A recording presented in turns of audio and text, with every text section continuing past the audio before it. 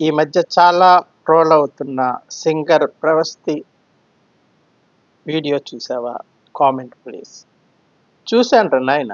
చూశాను. చాలా సిగ్గేసింది.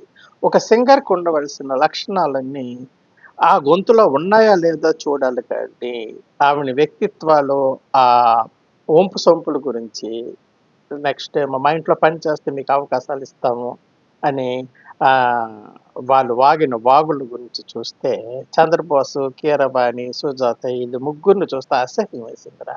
అసలు ఈళ్ళకి ఆస్కార్ అవార్డ్ ఎలాగిచ్చారో నాకైతే తెలీదు. ఈ 'చంద్రబోస్‌కిని', 'కీరవాణికి'. ఇంతకన్నా మహా మహా మహా పాటలు రాసి పాడిన ఉన్నవి.